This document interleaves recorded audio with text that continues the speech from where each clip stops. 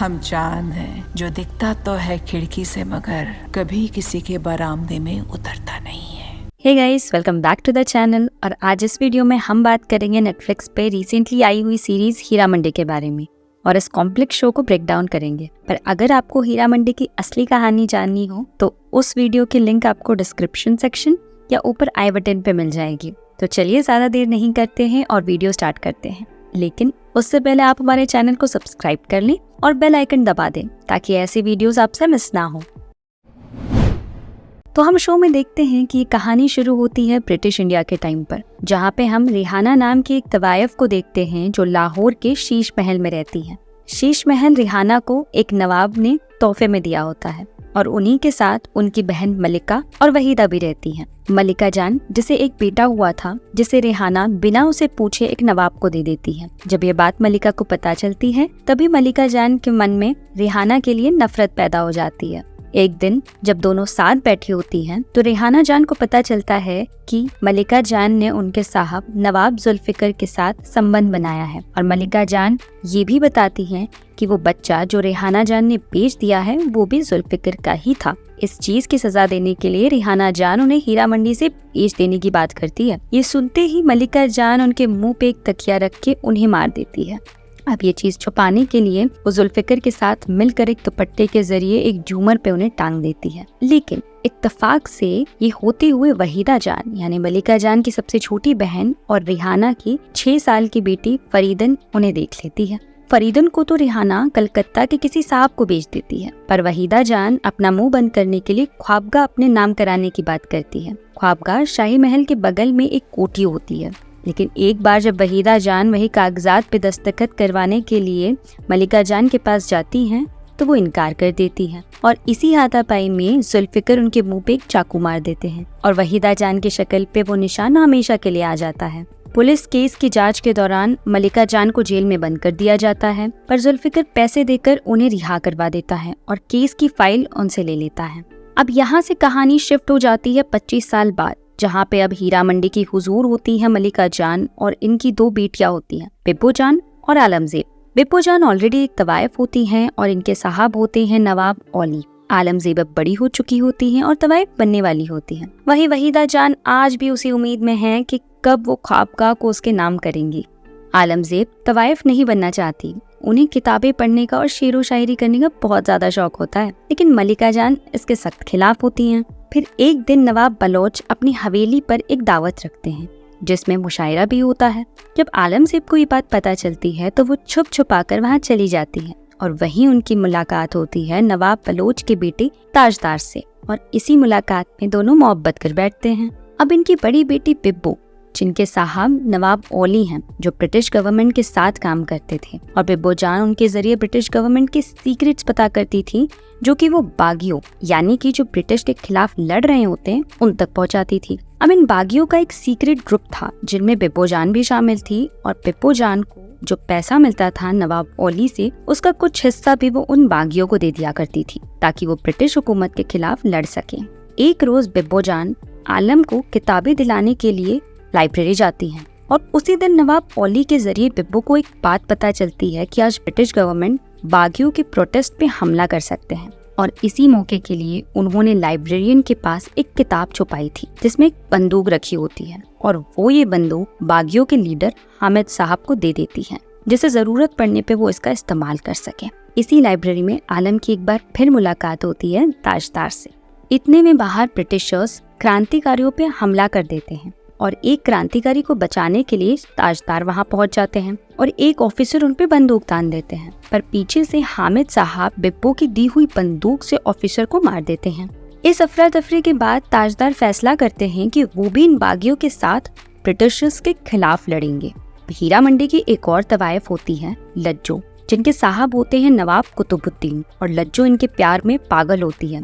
इसी वजह से जब इस नवाब की शादी के बाद इसे पता लगती है तो वो टूट जाती है। वो हर समय नशे की हालत में होती है और उनके शादी के दिन ही नवाब उन्हें मुजरा करने के लिए बुलाते हैं और वहाँ उसे बहुत जलील करते हैं, उन्हें थप्पड़ भी मारते हैं। तभी वहाँ मलिका जान पहुँचती हैं और नवाब को उसकी असलियत बताती हैं कि वो भी हीरा मंडी की पैदाइश है और सिर्फ इतना ही नहीं, 25 साल पहले रिहाना जान ने जिस मलिका जान के बेटे को बेचा था वो कुतुबुद्दीन ही है और मलिका और लज्जो वहाँ से लौट जाते हैं।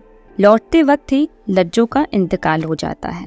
लज्जो के अंतिम संस्कार के समय ही एंट्री होती है फरीदन जान की, जो हूबहू अपनी माँ रिहाना जान की जैसे दिखती थी। उसे देख के मलिका जान घबरा जाती हैं। वो समझ जाती हैं कि फरीदन अब यहाँ अपना हक मांगने आई है और साथ ही मलिका जान से अपनी माँ की मौत का बदला भी लेंगी। अगले दिन ख्वाबगाह के केस के सिलसिले में मलिका जान कोर्ट जाती हैं, क्योंकि उन पे ये इल्जाम होता है कि नवाब को बहलाकर उन्होंने ख्वाबगाह अपने नाम किया है। हालांकि ये वो केस जीत जाती हैं और इस बात से वहीदा जान बहुत खुश होती हैं, क्योंकि भाई वादे के मुताबिक ख्वाबगाह उन्हें मिलना होता है। लेकिन मलिका जान यहाँ अलग चाल खेल बैठती हैं और नवाब की बीवी को ख्वाबगाह यूं ही दे देती हैं। वहीं वहीदा जान गुस्से में लाल हो जाती है और मलिका जान के खिलाफ उनकी नफरत और बढ़ जाती है। लेकिन शाम में ही पता लगता है कि नवाब की बीवी ने ख्वाबगाह फरीदन के नाम कर दिया है। फरीदन ने ये चीज चौधरी साहब की दौलत का इस्तेमाल करके किया होता है। अगले दिन जब उस्ताद जी फरीदन से मिलने जाते हैं तो फरीदन उनसे मलिका जान के दुश्मनों के बारे में पूछती हैं। वहीं उस्ताद जी उन्हें पुलिस ऑफिसर कार्टराइट के बारे में बताते हैं, जिनसे मलिका जान की दुश्मनी थी। अब दुश्मनी कुछ इस बात पे थी कि एक बार कार्टराइट साहब उनसे कुछ तवायफों की मांग करने आते हैं, जिससे कि वो उनकी महफिल में मुजरा कर सके, पर मलिका जान उन्हें जलील करके वहाँ से निकाल देती हैं। तभी से कार्टराइट साहब मलिका जान से बदला लेने के लिए बेताब होते हैं। अगले दिन नवाब औली के यहाँ दावत होती है, जहाँ बिब्बो जान के साथ आलम भी जाती है और वहीं उस्ताद जी के साथ फरीदन भी पहुँच जाती है। वहाँ फरीदन सीधे सीधे नवाब औली को अपना साहब बनाने की बात करती है। यहीं फरीदन आलम से भी पहली बार मिलती है और उन्हें उत्साहती है कि वो ताजदार से बेखौफ इश्क करे। फिर फरीदन अपनी नथ उतराई का ऐलान करती है, जिसपे मलिका जान एतबार जताती हैं कि भाई नथ उतराई तो सिर्फ कुंवारी लड़कियों की होती है, तुम तो कुंवारी नहीं हो। जिस पर फरीदन कहती हैं कि ना होते हुए भी वो अपनी नथ उतराई की रस्म तो रखेंगी। इसी बात पे मात देने के लिए फरीदन को हराने के लिए मलिका जान बिब्बो जान का आखिरी मुजरा उसी रात रखती है जिस रात फरीदन ने अपनी नथ उतराई की रस्म रखी होती है।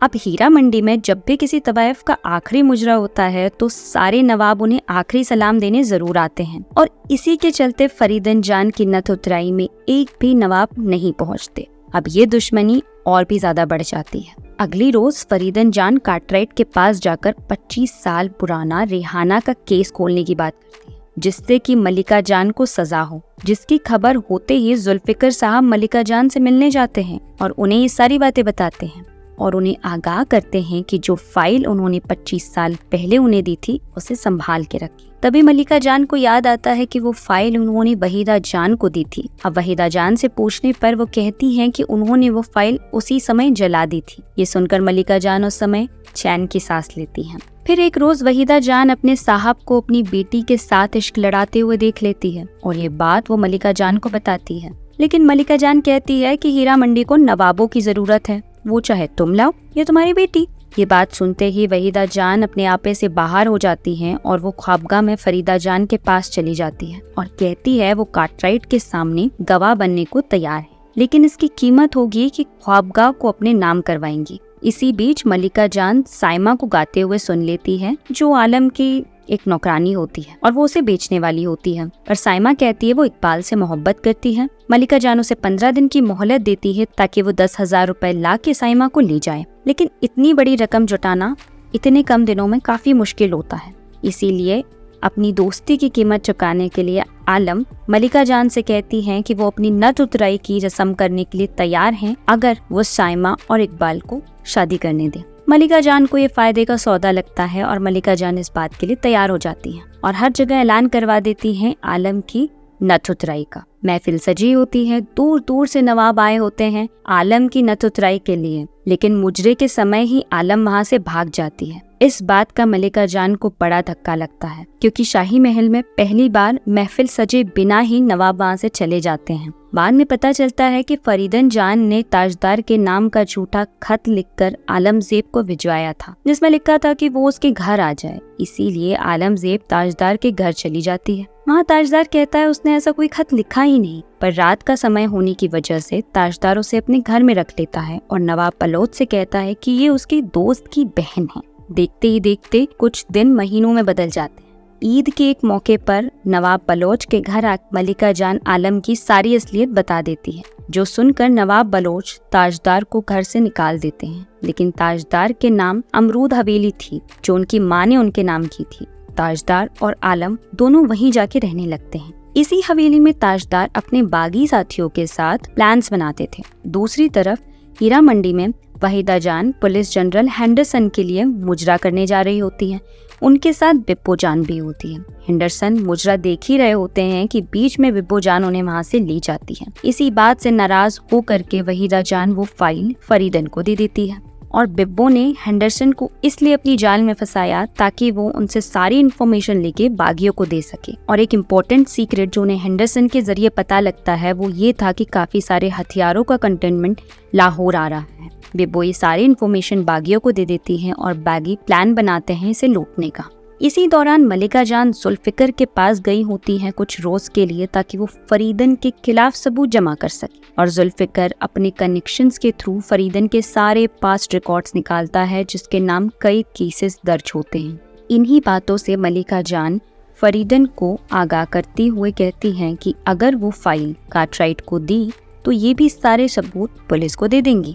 ये सुनते ही बाजी पलट जाती है और फरीदन कार्टराइट से केस वापस ले लेती है, पर वो उन्हें कहती है कि आप अपनी तरफ से केस को चालू रखें, जिसके बदले उन्हें बागियों का पता बता देती हैं जो कि अमरूद हवेली था। कार्टराइट पुलिस फोर्स के साथ जैसे ही वहां पहुंचते हैं, आलम ऊपर से उन्हें देख लेती है और सबूत छुपाने लगती है, पर ऐसा करते हुए वो पकड़ी जाती हैं। जब ताजदार और नवाब बलोच से इस बारे में पूछा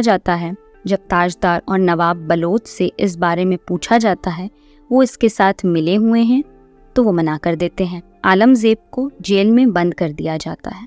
तब उनकी अम्मी मलिका जान उन्हें छुड़ाने पुलिस स्टेशन पहुंचती हैं और कार्टराइट, जो कि मौके की फिराक में था, उनकी बहुत बेइज्जती करता है और 4 पुलिस वालों के साथ मिलके उनका रेप करता है और वो उसके बाद आलम को छोड़ देता है। कुछ दिनों बाद ताजदार अपनी दादी के साथ मिलके शाही महल जाता है आलम का हाथ मांगने। जैसे तैसे मलिका जान भी इस बात को मान लेती हैं, पर नवाब बलोच इसके सख्त खिलाफ होते हैं। इसीलिए कार्टराइट को फोन करके वो बता देते हैं कि उनका बेटा एक बागी है और उसे गिरफ्त में ले ले। कार्टराइट ताजदार को बहुत टॉर्चर करता है ताकि वो अपने साथियों का नाम बता दे, पर वो ऐसा नहीं करता। ताजदार इनकलाब जिंदाबाद के नारे लगाते लगाते मर जाता है। वहीं यहाँ बिप्पो जनरल हेंडरसन को मारने का जिम्मा अपने सर लेती हैं और एक स्पीच के दौरान बीच में खड़े होकर हेंडरसन को शूट कर देती है, जिसके बाद हामिद साहब की भी इसी अफरा तफरी में मौत हो जाती है और बिप्पो जान पुलिस के हिरासत में आ जाती हैं, जिसके बाद ब्रिटिश गवर्नमेंट अगले दिन ही उन्हें मारने का ऑर्डर दे देते हैं। इस समय तक सबको समझ आ चुका होता है कि आपस में लड़ना बेफिजूल है। मलिका जान और फरीदन जान भी अपनी आपसी दुश्मनी छोड़ करके हीरा मंडी की सारी तवाइफों के साथ फैसला करती हैं कि वो एक साथ मिलकर ब्रिटिश गवर्नमेंट के खिलाफ सड़कों पे उतरेंगी और कर्फ्यू के खिलाफ जाकर एक मोर्चा निकालेंगी। उधर आलम उस्ताद जी के साथ मिलकर कार्टराइट को गोली मार देती है और यहाँ ब्रिटिश गवर्नमेंट के ऑर्डर के चलते बिप्पो जान को शूट कर दिया जाता है और इतिहास में बिप्पो जान शहीदों में अपना नाम दर्ज करवा लेती हैं। तो ये कहानी थी हीरा मंडी की। अगर आपको ये वीडियो पसंद आया हो तो इस वीडियो को लाइक करें और चैनल के सपोर्ट के लिए सब्सक्राइब बटन दबाना ना भूलें।